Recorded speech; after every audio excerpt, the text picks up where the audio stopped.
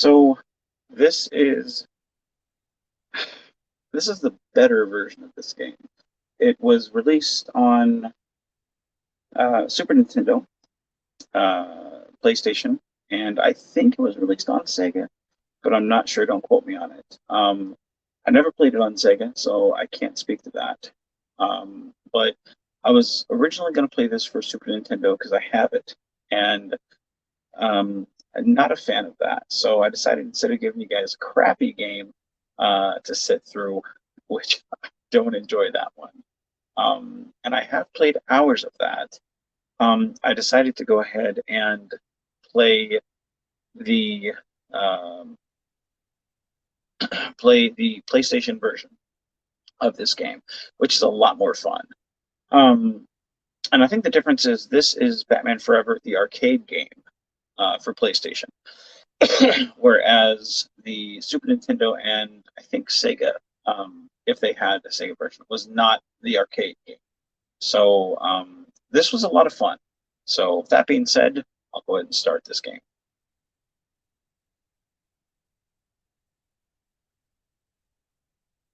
And like I said, I will either get to the end of the first level or I will uh, uh, do my first continue. Now with this one, you can be Batman or Robin.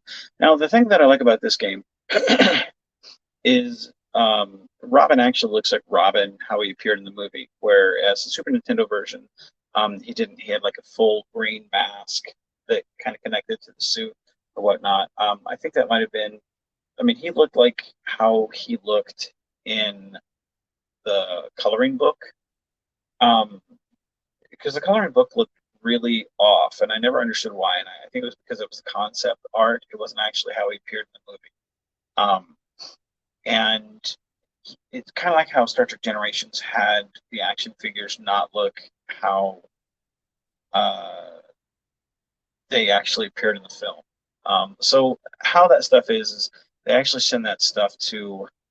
Oh, so here I am. I guess I'm actually starting. So a lot of that stuff is actually done um, months in advance. So if you change it at the last minute, it, it it really matters. So you actually have to have your shit together. But I love the fact that this actually looks like Chris O'Donnell from the movie. And I mean, the game control is a lot more easier. A lot more easier. It's a lot easier than it is in the Super Nintendo version. Those games, um, they looked weird. Um, it wasn't fun, but they used these weird type of stiff models for the gameplay, kind of like they had in the old Mortal Kombat type style, and it just didn't work for that type of gameplay. This looks a lot. I mean, this is a lot more fun. Um, I mean, it's weird. I mean, look, Robin just fucking shrank. Like, what the fuck is that? But it's a lot more fun in the gameplay.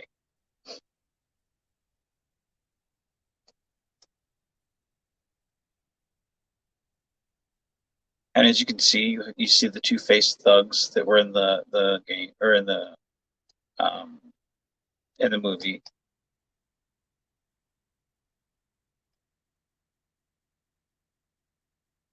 I mean, this has a very 90s vibe to it. Not in the aspect of how we actually dressed in the 90s, but the Joel Schumacher villain type vibe for Gotham City. Um, the neon aesthetic vibe.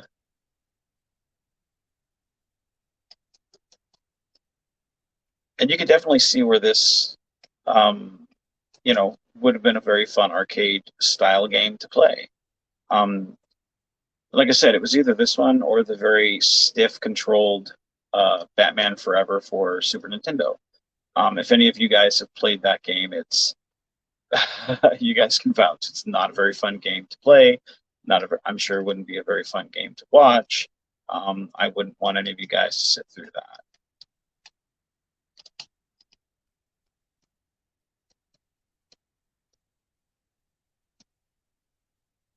And I really dig this Robin costume. I think this is probably my outside of the 1 year later Robin costume that was in the comic book.